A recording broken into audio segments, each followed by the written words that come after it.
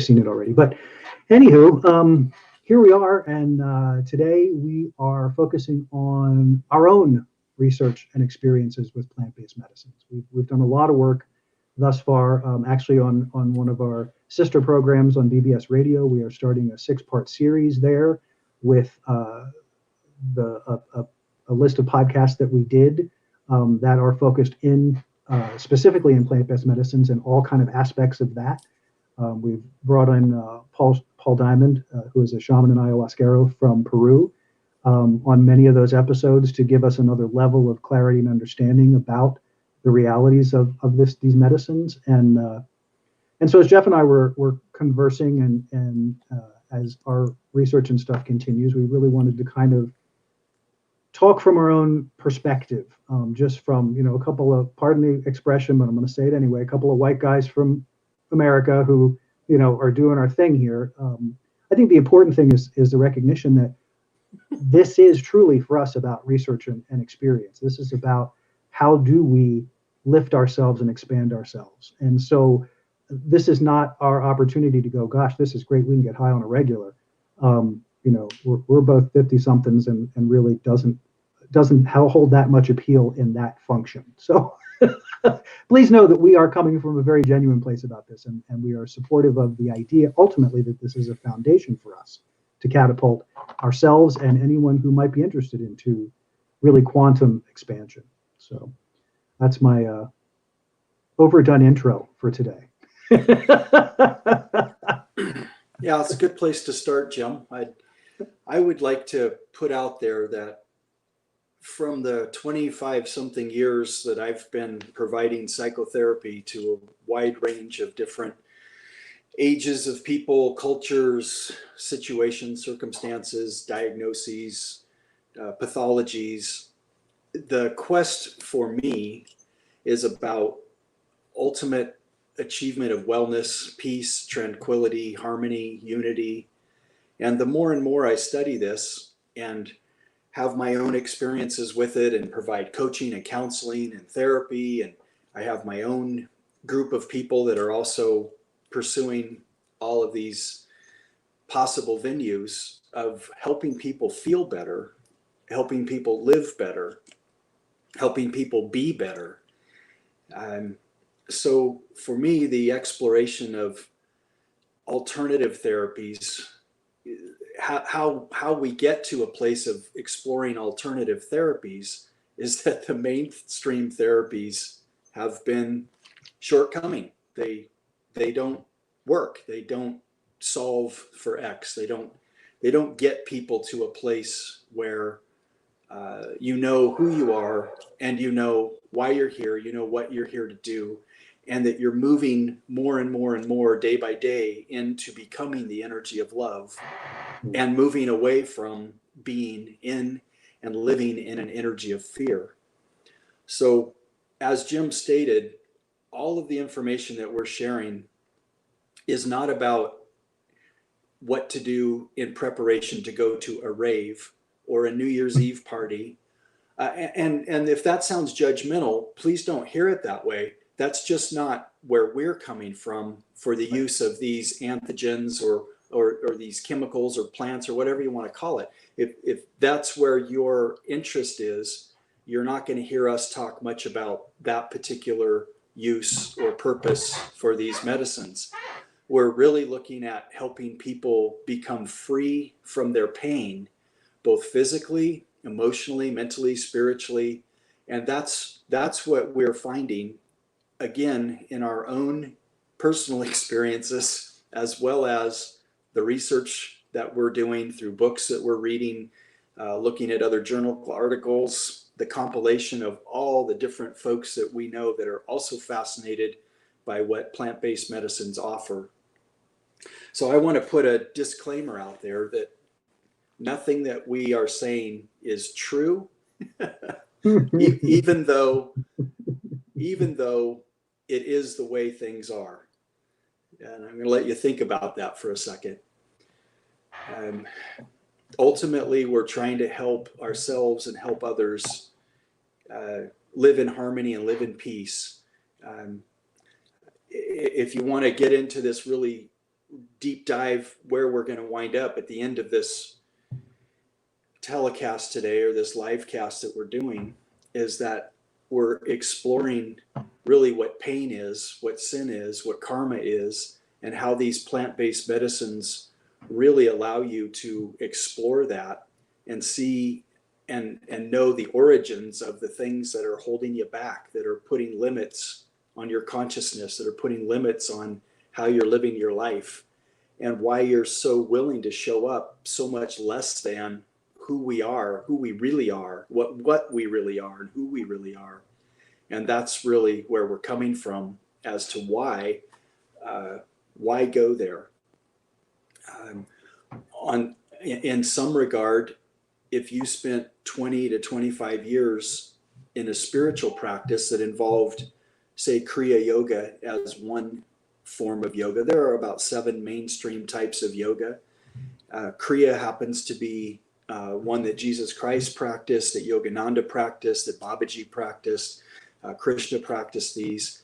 And it allows you to enter a state of mind that transcends physical discomfort in the body.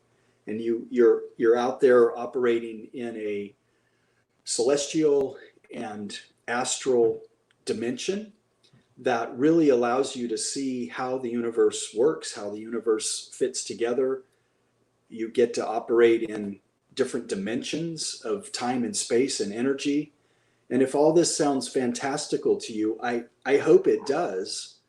And I hope that whets your appetite and deepens your curiosity to either, one, create a spiritual practice that involves some form of yoga or meditation that really does allow you to transcend the physical. And yet the masters would say that could take 10 to 20 years to do that, of which I'm not interested in spending 10 to 20 years to learn how to do that. When what I have personally found is the plant-based medicines take you to that place organically. And then once you've discovered how to get there, then you don't necessarily need to keep getting through that portal or using the medicines, because you now know how to get there. It's just like, you use a map in the beginning to get you somewhere, and after you've traveled that path for a while, you no longer need the map. The map now gets inside your head, and you just drive or walk or travel to your destination. So how's that for a long-winded introduction as to where we're going to find ourselves going today? Good stuff. It was reminding me of again, this video, one of the things that this doctor talked about. Young guy living, I think he's in Hawaii. Just an extraordinary conversation about just a small segment. He was talking about how the earth handles. He was using farmers as an example when he was talking about COVID and talking about the evolution of this. And he talks about in depth about how many viruses and bacteria and parasites we live with on a daily basis, just as human beings, that our biome, our microbiome is pretty much loaded with all of that stuff. And he was referencing how important the health of, when we were talking about farming, he was talking about the health of the soil, and how putting all the chemicals into the soil and continuing to recycle.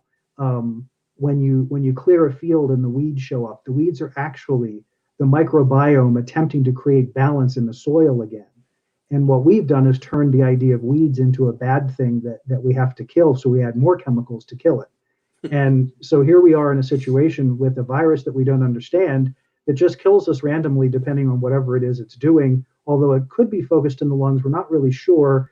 But let's fight it some more so that we can make sure it does destruction. But anyway, so this whole idea that you were talking about, plant-based medicine, the plant-based medicine foundation, one of the other things that strikes me about this is that it's not the be-all end-all. Meaning, Jeff was talking about, being a monk being in training for 20 or 30 years to reach a place where you feel like you're reaching that expansion level. And what this does is gives you a quantum step ahead of that. I would add to that in my experience, it doesn't change, it radically changes the course of your evolution, but it doesn't change that there is a time element that still will continue. But the difference being that, like for myself, where I was 10 years ago compared to where I am now, I don't even know that I could compare the two places. So over time, you're still migrating, you're still evolving, you're still going through that process. It just, it's, I would say it's much more fruitful because you get that initial lift up that gets you clarity, and the other one of the other things you talked about, and one of the things I didn't hear you say about the connection to the medicine, is the key thing that it does is it gives you a sense of why you're here. Mm-hmm. It may not tell you your purpose, it may not give you some grand beautiful scheme of what you're going to do when you're done, but your sense of order in the universe, your sense of participation and necessity in the context of universe is so profound that that foundation alone can feed you for years. You know what I mean? It can just, because there's so much there that you can get into and so much there that you can digest and really, really dive into. So Right. two key things. It gives you a perspective that enables you to, if we, in our last live cast, we talked about reframing. This gives you a chance to reframe in such a paradoxically profound way. I love that word, paradoxically profound. It's actually two words, but I had fun saying it. It's it is this. So we get this whole new experience of why we're here, which eliminates so much of the resistance that people feel to begin with, because that whole religious overlay that lets you feel like you're a nobody until God tells you you're somebody. This is going to God and God saying, "You're damn right, you're somebody. Get with the program. Let's go." You know.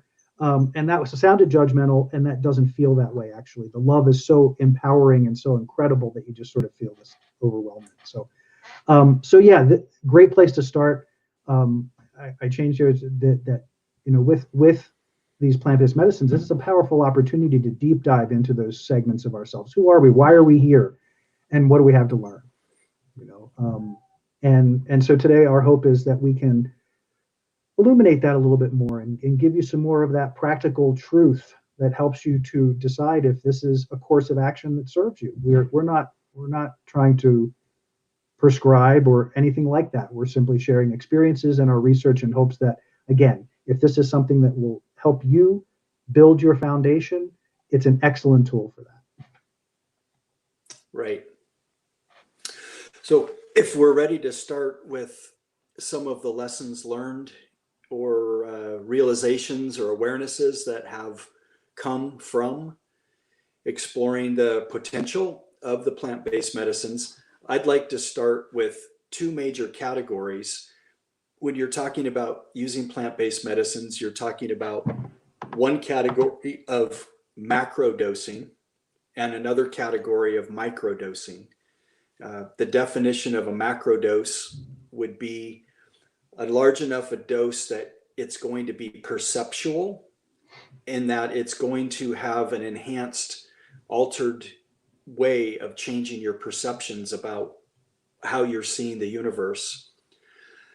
The other category would be microdose, which the definition of that would be a sub-perceptual amount that you're taking that keeps the whole system going, keeps the whole energy flow going, but it doesn't alter your day in and day out activities.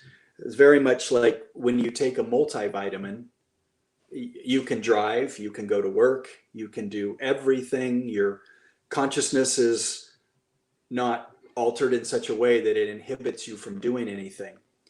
So primarily people start out microdosing to introduce the plant to their system just to see if they have any abreactions or allergies, or how they're going to actually interact with the plant, whichever one that they're using. And we're not taking a position on any of the plants. However, there do seem to be some that are much more powerful and have a much greater potential for consciousness expansion or consciousness awareness. But what's really fascinating is after you start exploring the interaction between the plants, you can use some that are very, very powerful to actually enhance the ones that are less powerful that you might explore, say, more frequently. Any thoughts about what I've shared so far, Jim? Yeah, I would like to jump into this because what I was hearing running around in my head is particularly for those people out there who don't have a clue, or maybe about plant-based medicine, or maybe you're just starting on your journey, or maybe you're not sure where you're at in your journey, but you feel like you need, you want to take another step. I would personally encourage you to engage in a group situation, engage with someone who knows the medicine, not your best friend, but someone who actually who creates ceremony, who creates an environment where you can, at least for initially, an initial experience, have an environment that is created to keep you safe and to keep you in an energy that is supportive of the process. When you've not experienced plant-based medicine before or psychedelics before, it isn't, and this isn't about fear, this is just about being practical, understanding who you are. Because you don't want to create a circumstance where you go in with expectations and then are disappointed or frustrated, which creates a different experience in the journey by virtue of that. So if you're going to the journey and you're trying to dig your way through something, it's going to be a very difficult and challenging experience because the medicine is about surrender. And in order to surrender, you have to be in an environment that you feel safe enough to surrender.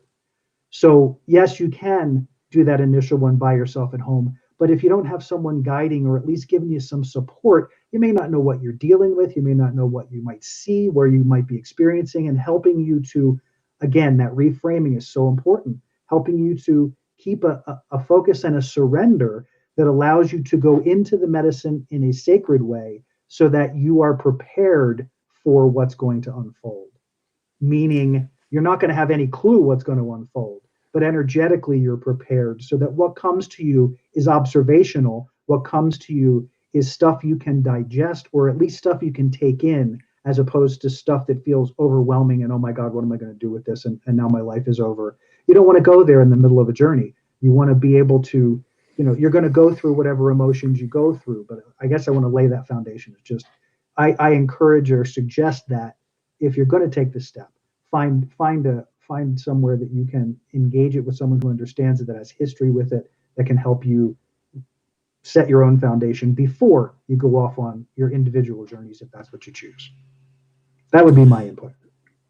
Yes, I would like to double down on Jim's cautionary information that the potentiality of the perceptual change and shift in your consciousness is so profound that I would not recommend doing this on your own until you have quite a bit of experience and you have no history of any kind of multiple personalities or any kind of family history of schizophrenia or anything that could be triggered by history of panic attacks, that sort of thing. So there needs to be due diligence to who is a candidate and who is not, even before you, and you got to read some books. You can't just start with this. That would be foolish. Just like you wouldn't just, if you could go buy Prozac on the street, hopefully you wouldn't just go buy it and start taking it and see what happens. That has to be administered by a doctor. There needs to be somebody that's got history with it, understands what they're doing, before you just dabble in this. And that's really another differentiation between the more party use of it, or fun use of it, versus medicinal and growth use of these substances. Yeah, the only other piece I would add to this, Jeff, just because of who I am in our conversations, is that understand that plant-based medicine experience is an energetic, personal, deep energetic experience. So everything that affects your energy or affects the energy of the space or affects anything in that fashion will have an impact on your journey, because the journey is about the energy you take into it. When I went a couple years back, when I went to Peru and I journeyed with ayahuasca 3 times. I spent 2 months before I left focusing on nothing but learning how to surrender.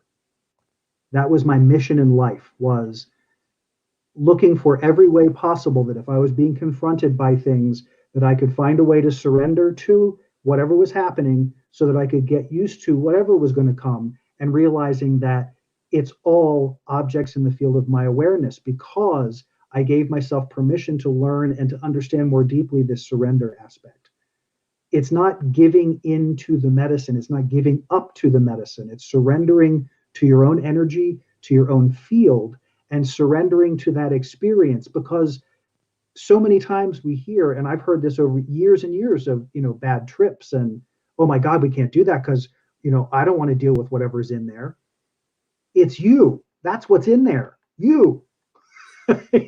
Nothing more, nothing less. It's all you. So again, the surrender is about being willing to surrender to all aspects of who you are and embracing every ounce of it.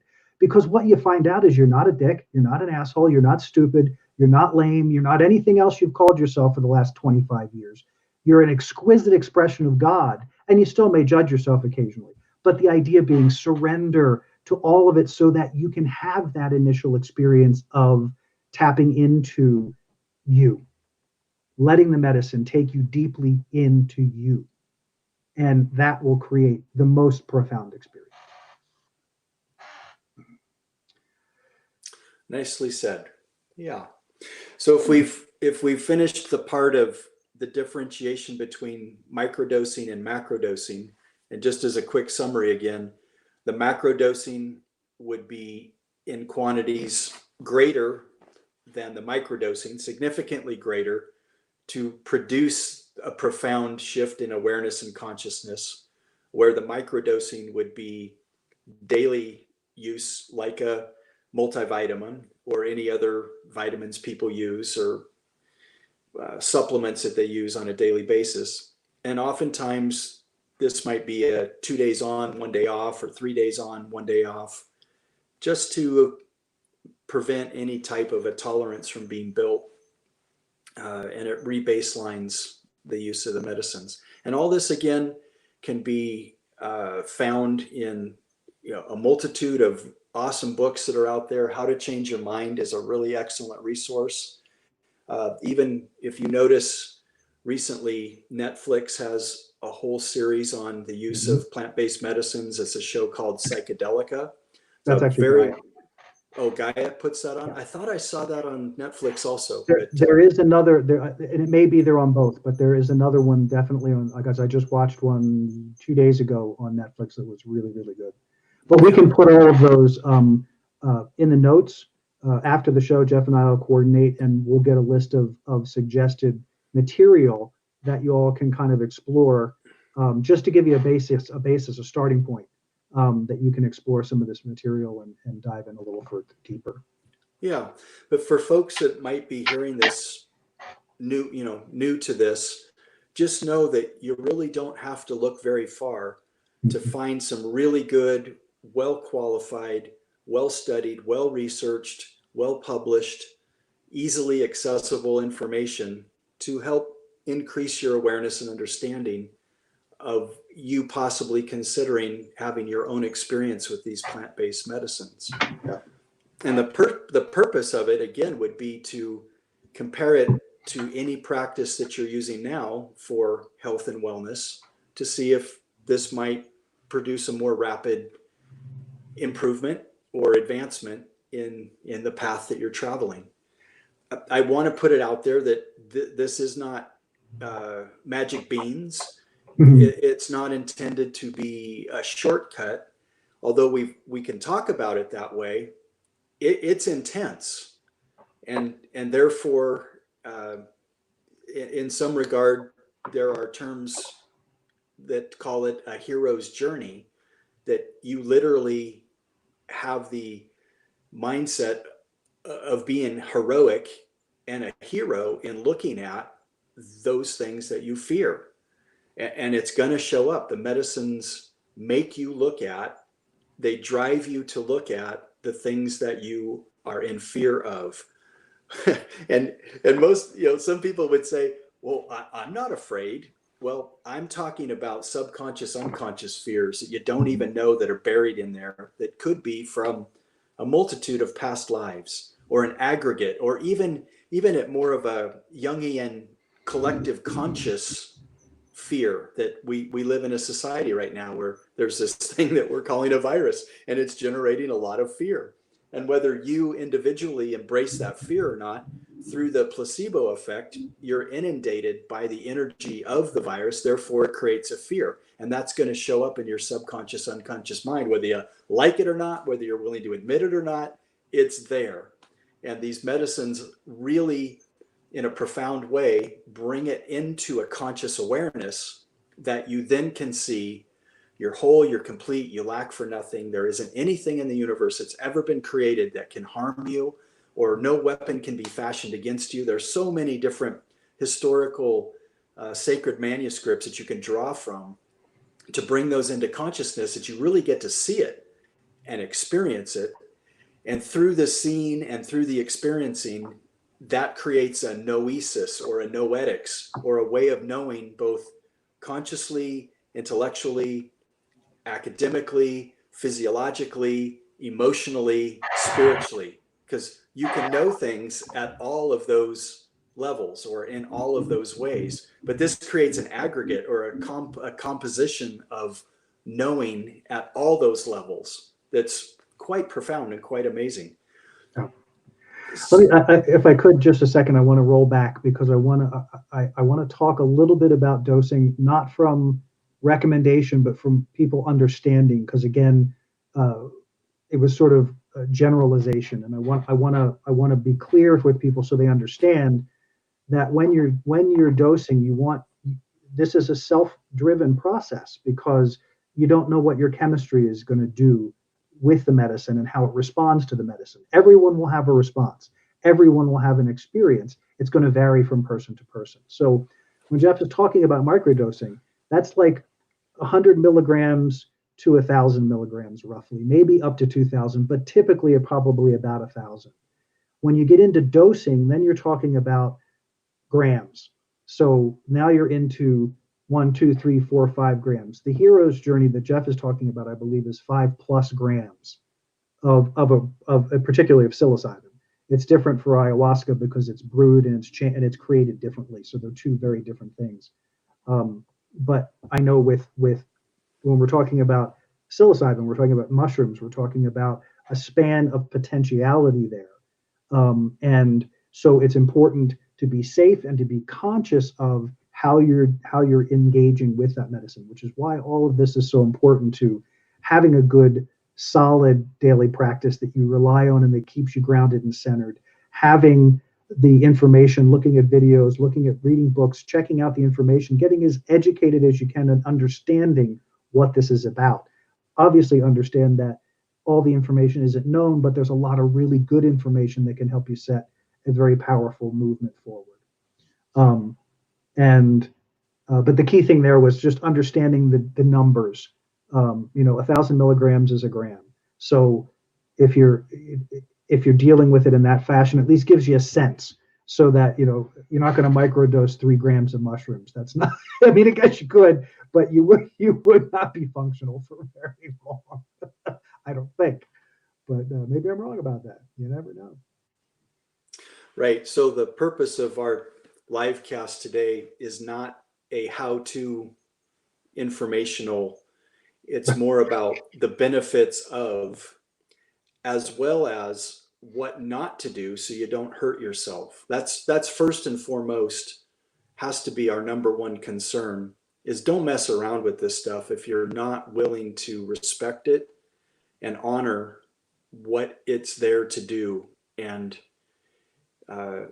really to truly get an understanding of it. Yeah. I really want to emphasize that.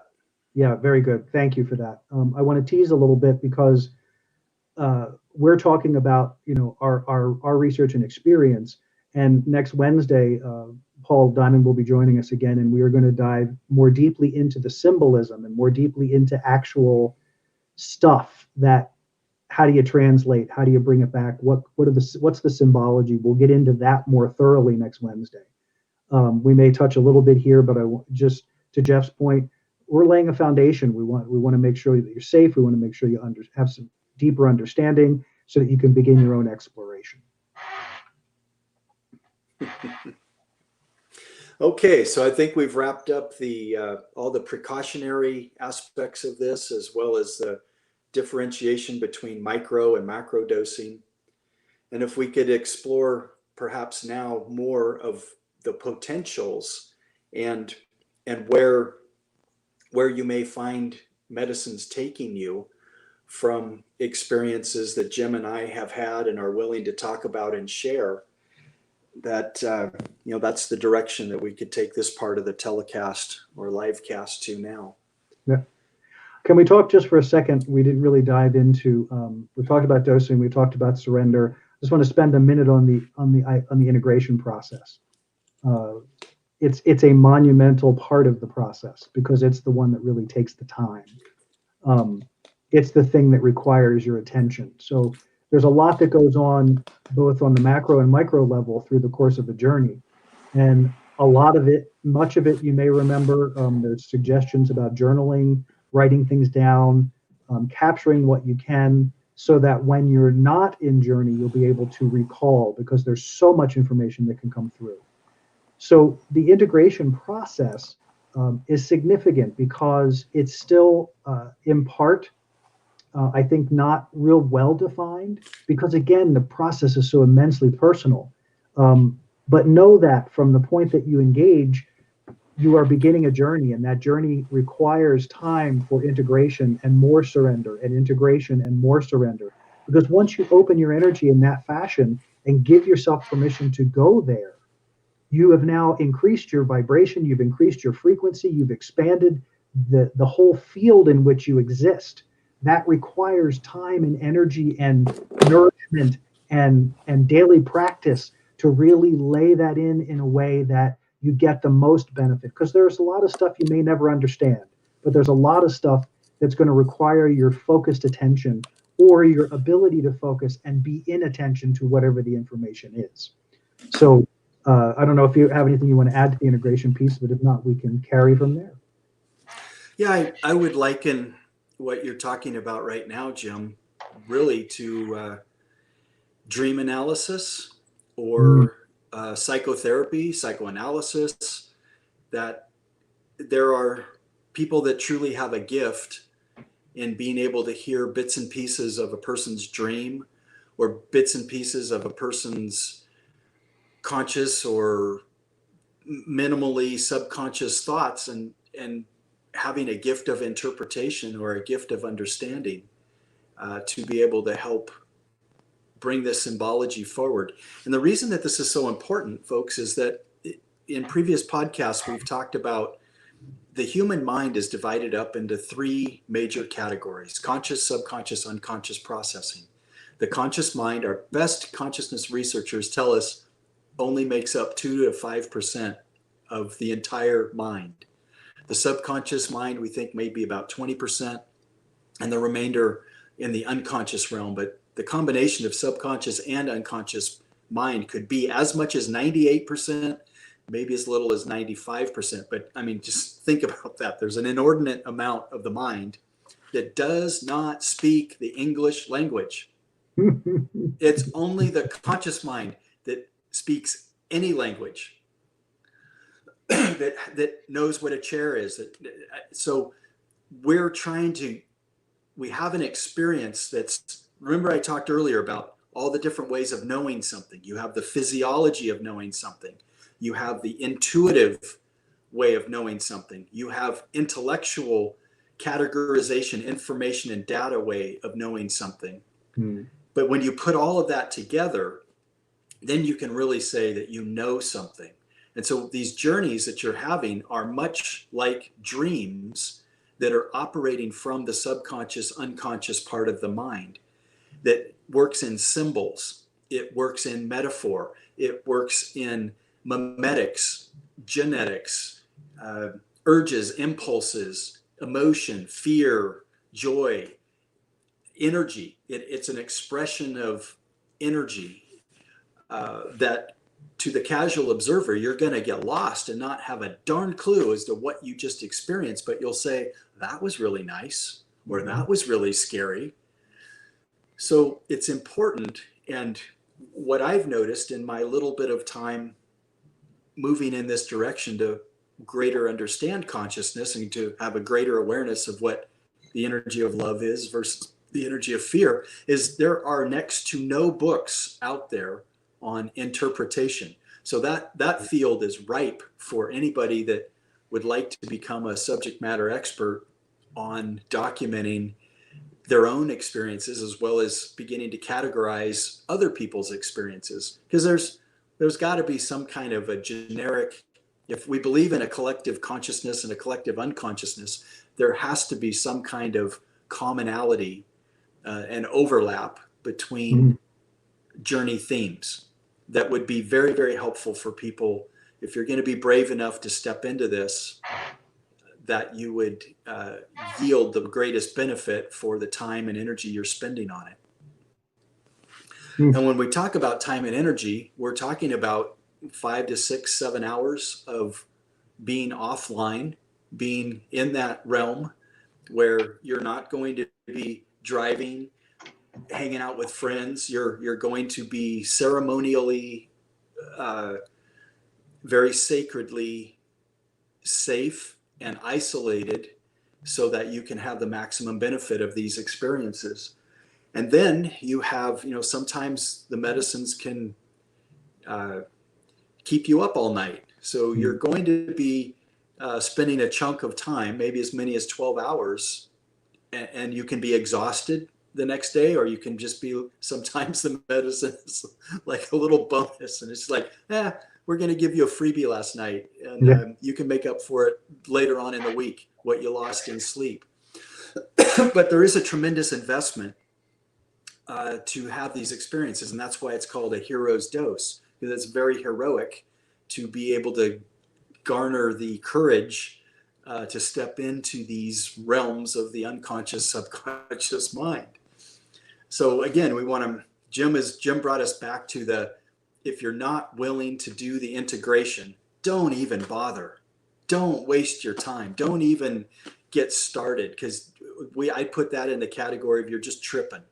Yeah, exactly. And there's lots of other ways you can go trip. But if you want to have a journey, if you want to have a true spiritual journey and awakening, a conscious expansion, this is the mindset that it takes to step into that.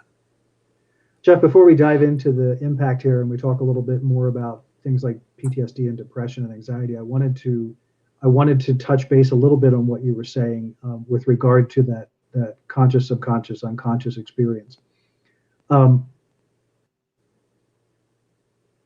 I see it a little differently, not from an energetic perspective, in the sense that, and we may see it the same way, but that you were talking about in the space of journey, we get to uncover or discover the things that make us collective, the things that are this we are one experience, or we are all part of the same, universal mind or God or whatever. The interesting piece to that, to me, is that given the nature of how this is all constructed, there is a certain portion at the beginning of this, when you dive into this, it's all about the debris that you, the individual ego, have created in your life and maybe in more recent experiences.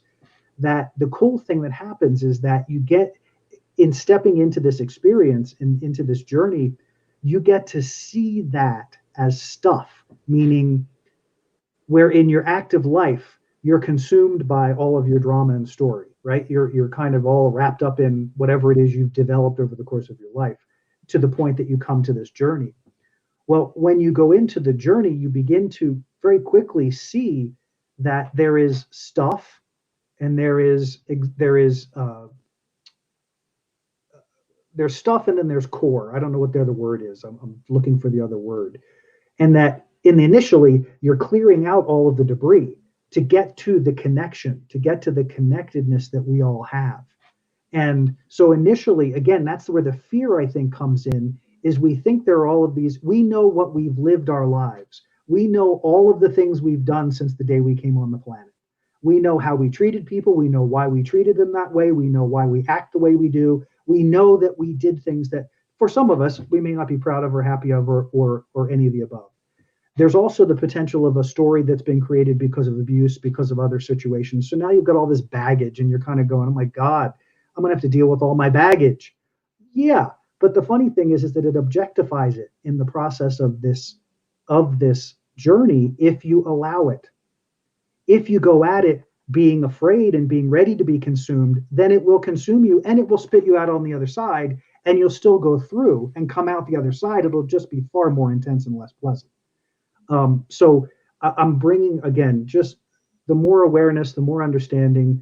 I want to lay in these layers of understanding that once you go into dive into the subconscious and unconscious, it isn't all rainbows and unicorns in this collective place. It's a place of being able to identify how and seeing how we've built these silly and ridiculous stories in our lives that don't serve us at all. And how when we focus on that larger part of ourselves and that spark of God part of ourselves, all of this little stuff over here really is debris. And you get to see it that way, which is really, which is really profound and part of that whole deal of losing the load, as it were. Absolutely. So we're looking. I was thinking as you were talking about dealing with your baggage, what kept coming to me over and over again is not, as much as dealing with it, it's like getting free of the baggage. Yes. So just imagine, all of us dragging around balls and chains around our legs and, big bags on our backs. And it's just a way, and it's all loaded up with fear and negative belief systems, lies, distortions of truth. And the mushrooms, the ayahuasca, the peyote, mescaline, all of that really allows you to see that, my goodness, none of that's true. None of any of that stuff is true. And it's freedom is really what the ultimate takeaway is that I'm free to live my life in an energy and in a spirit of love and unity, calm, oneness, courage. And as you have one experience, then your takeaway is going to be profound and amazing. And at some point, maybe a month or two later, you might get the courage up to go in again. The VA in particular, the Veterans Administration, has a protocol that they're getting their patients who have PTSD, depression, anxiety, and addiction issues. They're getting them to the place that they can confidently know that they can do 2.5 grams by themselves. And we're talking about psilocybin or mushrooms in this case. And then they work with a therapist who's been trained to guide them through a hero's dose that starts at the 4 to 5 gram level. And they have people do that twice over the period of a month. But it could take a month to get to your first hero's dose. And then they follow that up with ongoing microdosing on a daily basis, 2 days on, 1 day off, or 3 days on, 1 day off, whatever works best for them. But the VA spent lots of money and worked with top level officials and therapists and scientists to develop this protocol. The VA happens to be the world's largest single health organization. They have quite a robust budget and a big database, and they have lots of people who suffer from post-traumatic stress disorder from their combat experiences or just being in the military in general. Lots of depression, anxiety, and of course, lots of addiction that people pick up other substances to try to, self-medicate their fear, their depression, their anxiety, and all of the above. So that last word that we have in the little caption down there under the impact part of the addiction thing really is a fascinating wild card, in that anybody that's coming out of a 12-step or a recovery-based model would instantly, all the people that I've talked about in recovery, that when I casually suggest the possibility of exploring plant-based medicines, the 12-step program, or just kind of the organizational mindset, is you can't do anything that would be mind altering, otherwise you're not sober. But the actual data, the reality shows that these plant-based medicines, because they address pain and because they address fear, once those have been eliminated, people naturally give up the addictions to other substances or behaviors that they were doing. So it's actually counterintuitive in a very positive way that it will actually treat an addiction, because it deals with the underlying issues that the addiction never could deal with. Jeff, Pretty amazing. Yeah, extraordinary. And extraordinary, would you agree that as I think about this, particularly with these things like PTSD and depression, anxiety, addiction, these things that you're talking about through the VA. So we're talking about guys that have been in combat, have been to war. It's so interesting that on the face of it, there is nothing natural about going into that experience. There's nothing natural about willingly going into a circumstance to kill people or to harm people. Not that that's the intention, but if you're in an active combat place or whatever, it's so diametrically opposed to everything that we are that of course it's going to create problems. Of course it's going to create conflict because it's so far afield of who we are. So the plant-based medicine piece of this that's so extraordinary, as Jeff was talking about, is not about, again, it's not about getting high. This is about tapping into a clarity. This is about being able to look at that stretched rubber band, that poor person who was put into a or who chose it, whichever way you look at it, but put into a circumstance that is so radically, I don't know what the good word is here, but stretches the rubber band to the point of almost breaking or breaking.